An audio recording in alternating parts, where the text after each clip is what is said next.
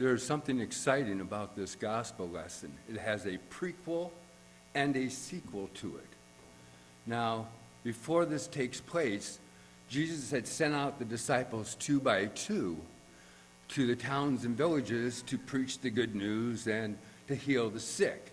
So the gospel starts here. Now the disciples came back, and they were really excited, and they surround Jesus and tell them what they did in these towns and what they taught. And Jesus said, well, you must be tired. So you go to a deserted place and get some rest. But with all the people around, they didn't even have time to eat. So Jesus said, let's all go to a deserted place and get some rest. So they took a boat and went up the lake, but the people kind of saw that they were leaving, and they knew what a good thing was, so they followed him. And all the village people, they heard about this, and they followed him too. So when Jesus and the disciples landed at the deserted place, there was a huge crowd there. But Jesus took compassion on them because they were like sheep without a shepherd. So he taught them many things that day. Well, it got to be supper time, and the disciples came to Jesus and said, send these people out and to the countryside and the villages and get something to eat. And Jesus said, no, you feed them. And the disciples said, you want us to spend 200 denarii and get bread for this crowd? And Jesus said, well, what do you have? So the disciples looked at their supplies and came back and said, we got 5 loaves of bread and 2 dried fish. And Jesus said, okay, have everybody sit in the grass. And they all sat in groups of hundreds or 50s. While they were doing this, he looked up to heaven and prayed. And he prayed over the fish and over the loaves of bread, and he broke them, and he broke the fish, and he gave it to the disciples to give to the crowd. So they give it to the crowd, and everybody eats, and everybody's full. And afterwards, they have 12 baskets of leftovers. Now, if you read later in Mark, you'll find that there's a significance to 12 baskets of leftovers. And if any of you find out what it is, let me know. But anyway, of the people that partook in this, there were 5,000 men that partook of this miracle. And immediately after, Jesus said to the disciples, okay, I want you to take the boat, go across the lake to Bethsaida. And so he dismissed the crowd, and then he said goodbye to the crowd and goodbye to the disciples, and he went up to the mountain and prayed. The gospel of the Lord. Praise to you, O Christ. We'll begin with a little video snapshot of Camp EWALU.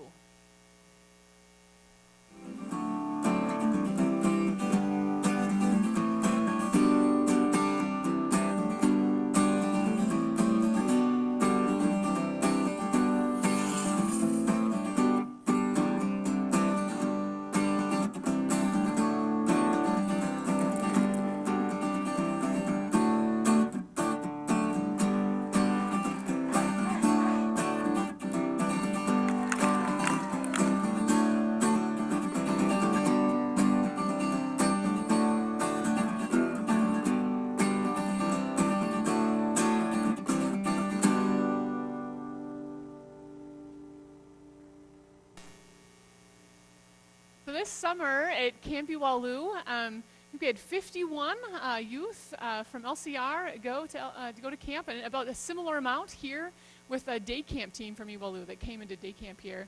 And the theme for this summer was "This Changes Everything," and that's from Ephesians chapter 2, verse 8. For by grace you have been saved through faith, and this is not your own doing; it is the gift of God. So talking about God's grace as a gift this summer, and how that changes our hearts, that the Spirit is at work in our hearts, inviting us to be a part of God's life-giving work in the world, looking at the death and resurrection of Jesus Christ, that God's grace changes our identity, that we are to follow Jesus and to be example of God's love in the world, that God's grace changes our purpose, that when we follow Jesus, our purpose changes. God calls us to meet the needs of others. And God's grace changes our understanding of community, that it is wide and inclusive of all people, and we get to be a part of God's dream of life for all people, and that God's grace changes our perspective. They learned about how God sees the world, and that God sees the world with great love, a reckless love that is bigger than we can imagine. That indeed God's love changes everything. And for those of us who are on the journey of faith, we know that change doesn't happen overnight, but slowly over time, God's grace does change us, changes these areas of our lives, our hearts, our identity, our purpose, our understanding of community, our perspective on God's love, and our perspective on the world. And it's in intentional times set apart to learn and grow, like at camp, or an intentional hour for discipleship on Sunday mornings, or in a small group Bible study. These are intentional times when God's grace is changing us. And so as a part of our wanting to share about Camp EWALU, we want to invite all of the campers that participated in summer camp at EWALU or EWALU Day Camp to come forward. You guys can stand this way, and we'll face the congregation. If you participated as a camper at Camp EWALU this summer, and want to ask you, a couple of questions, or do you guys want to share what you have? You want to share? Okay. All right, so we've invited them to kind of think about, what did they love about camp and why? What did they Sorry about that. I'll try to be careful about that. What they learned about Jesus and how they grew in their faith. So a couple of them prepared for that.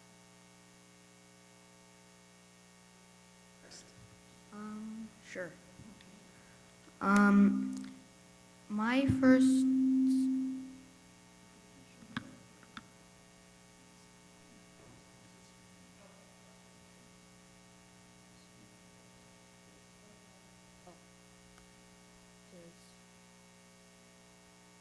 okay. Like this? Yep, go for it. Okay.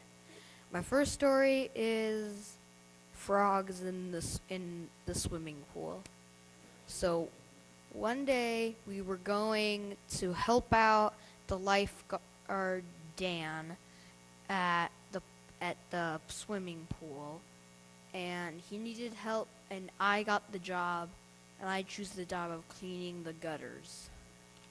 And there's a lot of leaves, sometimes a couple occasional grasshopper, and maybe one or two dead frogs. But then we realized there was a frog in the swimming pool. And then there was one that was alive that was in the gutter, and he jumped in. So now we have 2 frogs in the swimming pool. And then we realized there was a frog in the deep end. So we had 3 frogs in the swimming pool. And one of the frogs went into the deep end again. So now we have 2 in the deep end, which we can't get into.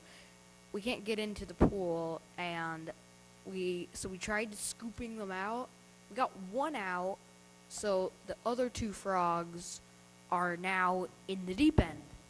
So now we have frogs in the deep end.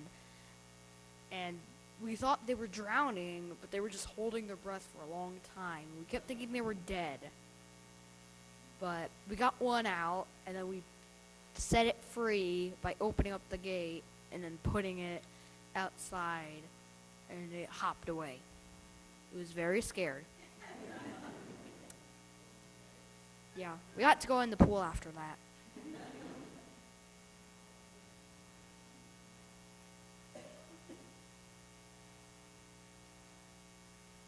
So, this is kind of a water-themed thing, because I'm going to skip around a bit in my notes, but we also did a creek walk as an explorer.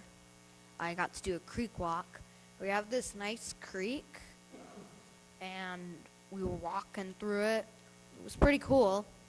There were no leeches, because the leeches were in the swampier places where the frogs and toads would be, because the water was very rapid and the leeches didn't like it. So No one got bit by any leeches.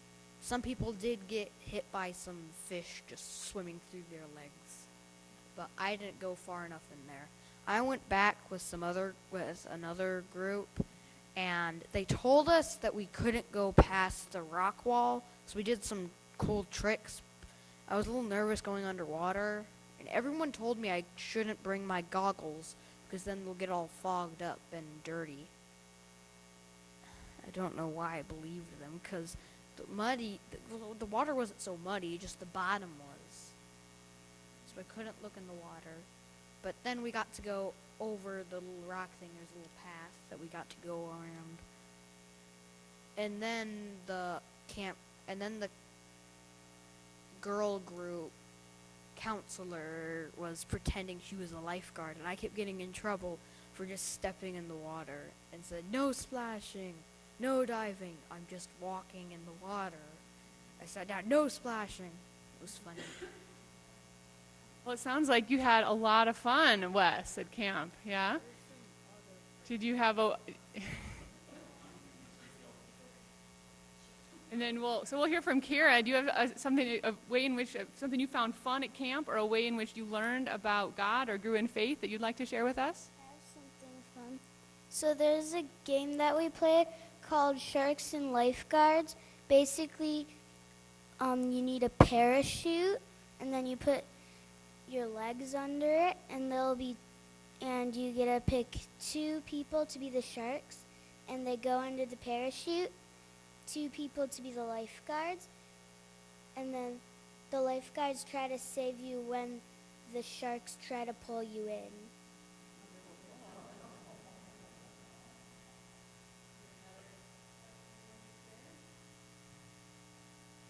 The farm. There were adorable little kitties at the farm. We got to play with them. Well, I'm glad you had fun, too, at camp. That's awesome. Thank you, Kara and Wes. And did you want to share with us something that you learned about God or how you grew in faith this summer at camp? Sure. I have not prepared anything, but I can probably figure something out. Or what was a fun part about summer camp for you this year? Okay. Working on it.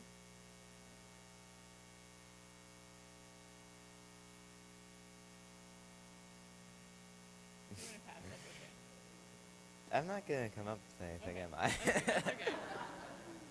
Well, thank you all for coming up here. How about before? Yeah, go ahead and give him a hand.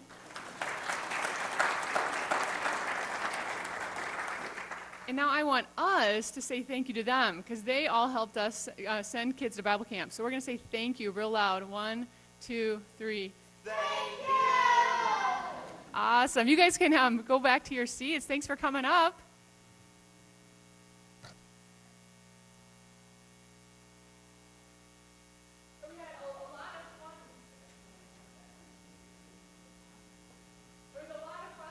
Different pictures from the camp of different groups of LCR kids and having fun learning with their small groups.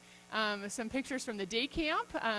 Too, we had a large group here, and EWALU counselors coming for day camp. They went over to Summit Point to do a service project there. Went to EWALU for part of that time as well to play at the farm. And I do have a reflection also from Parker Nix. So he also worships at this service. And he wrote in a share that he would like to share with us. He said, "I love all the fun things you get to do, like zip lining. You get to be outside doing things you wouldn't normally do, which is a plus. I learned how to dig and sift clay in Mad Camp. I also learned 2 songs and 2 dances to go with them. I learned that Jesus led Saul/Paul to redemption and helped him to be a better person." So Parker went to EWALU every year since 2nd grade, and he's grown to love lots of things about camp, and he's hoping to go to night camp next year, he said, although he would consider going to Mad Camp, which is music and drama camp, again next year, because of the great group of friends that he met there. So he wrote in. So we want to say a big thank you to you as a congregation for supporting all of these kids.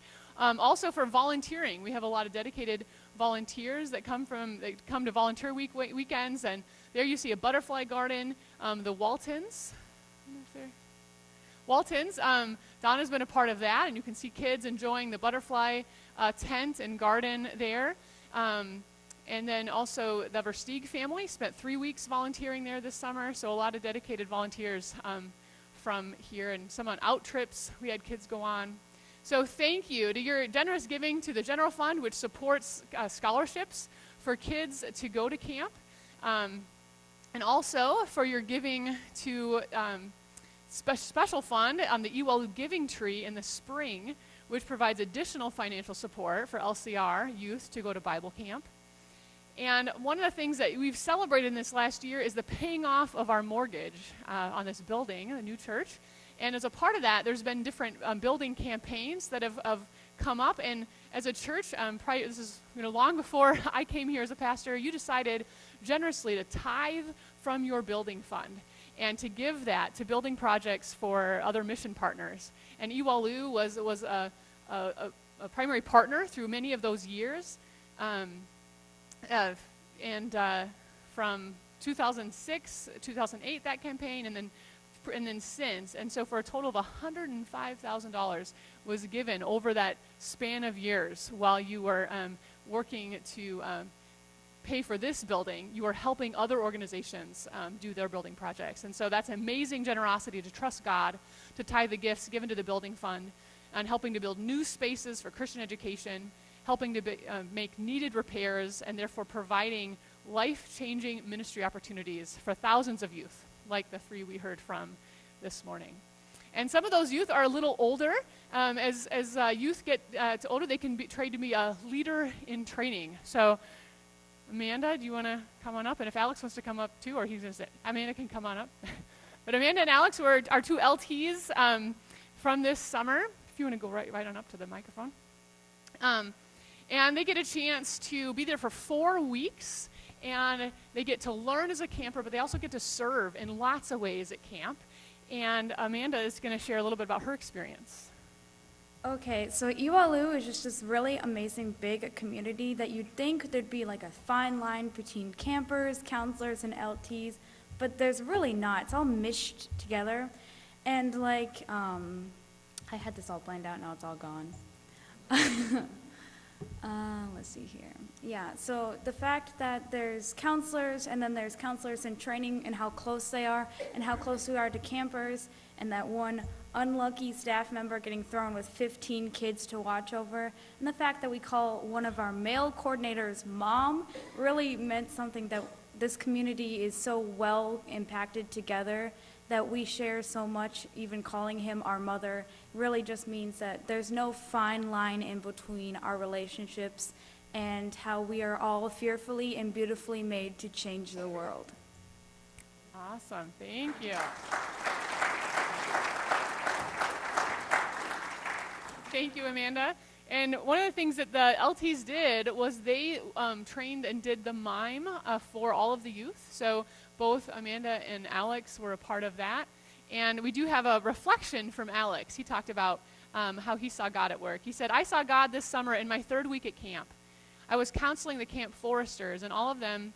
So one of the things that LTs do is they also get to be like a co-counselor for a week. And so he said, I was counseling the camp foresters, and all of them, my 12 campers, were homesick that week. Ethan, one of my campers, came with a friend from home, and his friend had the worst case of homesickness that week. Ethan was really homesick as well, but he put his own problems aside and went out of his way to make Jace feel better. We would always count on Ethan to get Jace involved into our activities and to have him share with the group during Bible studies. I saw God in the way that Ethan was able to help his friend to get through the week. On that last day, Ethan and Jace told me that they would love to come back, but only if they had each other. That's why I love camp, seeing everyone working together and having fun. So they got a chance to lead in the mime, and then bond and learn as a group, and then also got a chance to co-counsel with another counselor for one of those 4 weeks as well. We also had kind of a tremendous year of staff from LCR that served all summer long at Camp EWALU. And so we had 7 that have been regular worshipers here: Jared, Max, Hal, Riley, Will, Delaney, and Sophie. Others that have visited here. And then Emily, I found out, grew up here too, maybe till like age 10. And so they kind of reconnected with her this summer. And so we had a number of counselors serve this summer. And some of them they're kind of in their first weekend of college, most of them, or second weekend of college. They're moving in. So some of them weren't able to be here today, but they wrote in some reflections. Riley wrote about how his faith grew. Wow, God is good. There was definitely a time where I really questioned God and his will or even existence. But grinding out daily life at camp was so transformative. God provides and cares. Everything I've taken from this summer was because of his grace. It's hard to see the good in the world sometimes. Regardless, God resides.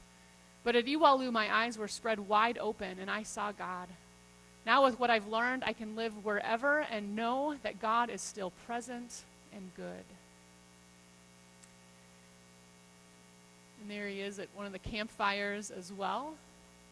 And there's Will Versteeg. He said he was kind of doing more behind-the-scenes things this summer at camp. And he wrote that he did get a chance, so that was a different experience for him. He says, a wonderful summer of doing maintenance work, driving and packing tents, helping others be safe by putting shingles on steps, so kind of more behind the scenes. But he said, I did get to lead a Bible study with some of the staff week 5 about Philippians 4. Not to focus on the I can do all things, but rather on the verse before it. I've learned the secret to being content in all situations, which turned into an interesting discussion about how to accept the tough parts of life and keep a positive but humble head in every other situation. And he wrote the opportunity of doing a Bible study with the LTs, week 4. He said, I spent some time with them on high ropes, rock climbing, and canoeing with them, so I knew most of them decently. We talked about Paul's life and how he came to be how he was. It shocked me to learn that some of them only knew a little about Paul, and largely because of the Tuesday Bible study over the conversion of Paul. The Bible study also focused on Philippians 4 for a while, along with 1 Timothy 4. The goal of this Bible study was to live more like Paul, as he was a man with struggles and overcame many. And it felt like a privilege to see some of the LTs open their eyes to Paul's life and reasoning for his actions for the first time. That was probably the most faith-fired up I was this summer. And Max Versteeg was on staff this summer, and he wrote, I had the unique opportunity of leading all the houseboating trips this summer, which means I got to hang out with the high schoolers coming to camp. On those trips, I saw many different types of people and backgrounds and places in their own faith journeys. What sticks out to me about every single one of them, though, is that they wanted to be there. They know, whether it was prior trips to camp or from their churches, that they wanted to know more about Jesus. These youth, and indirectly the parents, entrusted me with their faiths. It's an incredible responsibility, and I tried my best to honor that. But what I found through all of that is that we as humans have this yearning for God. Sometimes it feels like we're alone and against the world in our walk with Christ. And sometimes we will be isolated, but we are never alone. We have an incredible community of witnesses in this church and out in the world that we can lean on and depend on to lift us up and tell us that God does, in fact, change everything. And here's a picture of Sophie with one of her groups, and Delaney and Hal. So other counselors that we had. And then here's Jared Almendinger. He wrote in, when I asked him what called you to serve at camp this summer, he said, being a second-year counselor this summer, I felt called because I had already seen a full summer's worth of work that had been put in back in 2017. I saw all the campers who would leave camp on Fridays with a stronger sense of confidence and individuality, a grown faith, and a desire to be back the next summer. I've seen the impact of EWALU that can have on campers, and I wanted to be a part of that for a second summer. And when asked to share a story of how he saw God at work this summer, he said, over week 8, I counseled the confirmation camp program. It rained for nearly 48 hours straight. So outdoor games around campfire and campfire were far in between. We went with our campers to go play a game of Gaga Ball. I wish I had a picture of that actually up there, but somehow we got of Gaga Ball, which is a wooden pit that they play this cool game in, just new this summer. And unfortunately, the Gaga pit was flooded with several inches of standing water. As counselors, we half-jokingly brought up the idea of bailing the water out of the pit. Our campers immediately jumped on that idea and excited, yeah, let's do it. And 20 plastic cups used, and 15 minutes of volunteerism later, our confirmation campers had successfully remade the Gaga Ball pit, ready for use. Immediately, the younger programs of 3rd and 4th graders sprinted over the Gaga Ball pit with a confused but overjoyed, guys, it's dry, come play. When asking our confirmation campers later that night what was their favorite part of the day, over 90% had said that it was cleaning out the Gaga pit and seeing the joy it brought other people. Seeing their eagerness to help others and strong leadership skills at such a young age placed my favorite part of that day among that same 90%. And when asked, how did you grow in your faith in God through your experience at camp? Jared wrote, Camp EWALU is a place where faith comes naturally. EWALU creates an environment where faith is all-encompassing and surrounds you every minute of the day. Through campers working together to accomplish the low ropes course, God's community is shown. Through seeing somebody take 10 minutes out of their day to pick up trash without being asked, God's call to service is shown. Through a camper letting you know that your Bible study helped them change their perspective on something in life, God's mission is shown. EWALU has grown my faith by showing me a hope for society where all the cogs in the machine work together just right. So that was Jared Almendinger. And so I want to say thank you to this congregation who has discipled these youth, these young adults who now have served at camp and for their leadership. And on that note, I want to invite Jesse forward, who also served at camp as the associate director. So we're excited to have him back with us, my husband and associate director at EWALU. You want to go to the mic maybe up there? Well, thank you, and I'll be brief. I'd just like to extend that thanks as well, not only on behalf of the whole EWALU staff and community, but on behalf of the 180 Lutheran congregations that this past year have participated in or supported the ministries of EWALU in different ways. Lutheran Church of the Resurrection for many decades, as you know, has been a strong proponent of outdoor ministries for kids and for adults. Just last weekend, of course, we had the LCR's family, kind of a mission trip and family retreat combined into one. It was very cool, and I suspect that other churches will be borrowing that model, if you don't mind, to do some great service work, but also learning together as a community, as Jesus did with his disciples, coming to a deserted place or up on the mountainside, not just to rest, but to renew among fellow believers as part of the rhythm of that Christian life as disciples. And I think as an adult, I turned 40 this year, and that's still part of my rhythm and something that strengthens me to go back into the cities and the communities and feel God's presence through that. So thank you on behalf of those churches that your 7 youth ministry staff, our camp counselors from LCR, made happen this summer. Year-round equivalents, full-time equivalents, we have about 23 or 24 full-time equivalent youth directors, full-time, if we spread out their hours over the course of the year, from the summer and from throughout the year of our staff directly working in youth ministries. So that's about 23 or 24 youth directors. If you have 10 kids who go to youth group an hour a week for a year, and I know, of course, this church has many more, but that would be 10 kids for an hour is 10 contact hours of Christian ed times 50 weeks is 500 contact hours. Well, this year, with your help and support, thanks to those amazing buildings that your congregation helped put up at EWALU and facilities through the years to serve all those congregations in eastern Iowa, we were able conservatively to provide 71,000 contact hours of intentional Christian education for kids. So, So, and no congregation in eastern Iowa, don't get too proud of this, but has done more on those notes participation-wise. From the Versteg family volunteering and Harry and Donna Walton and many others here, support from the staff and the board.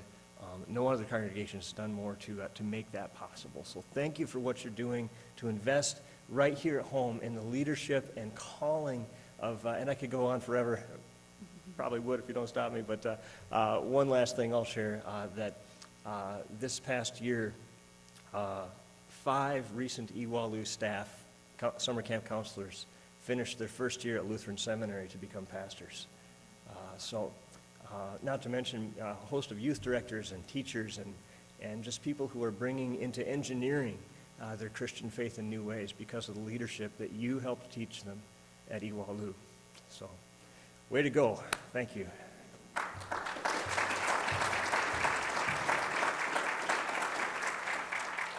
We wanted to take this time today to tell some stories and to say thank you for your generous giving that provided these opportunities for these kids, these LTs, these counselors to learn more about God's awesome love for them in Jesus Christ that does indeed change everything. So thank you. We're going to take a moment now to respond to God in worship. We're going to do a camp song, and I'm going to do some actions. If you want to do actions, you're welcome to join in. Otherwise, we invite you just to stand and sing with us. So thank you so much for your support of all these kids from LCR going to camp this summer. I invite you to go ahead and stand. We'll sing it through 2 times, and then we'll sing the last line 2 more times at the end.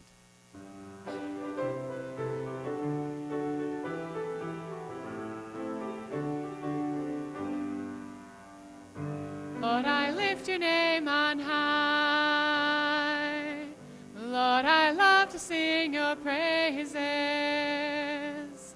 I'm so glad you're in my life. I'm so glad you came to save us.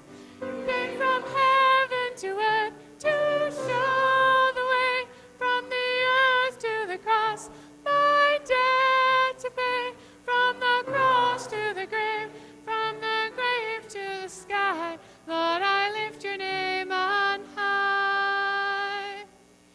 Lord, I lift your name on high. Lord, I love to sing your praises. I'm so glad you're in my life. I'm so glad you came to save us. You came from heaven to earth to show the way, from the earth to the cross, my debt to pay, from the cross to the grave, from the grave to the sky. Lord, I lift your name on high. Lord, I lift your name on high. Lord, I lift your name on high. Lord, I lift your name on high. Let us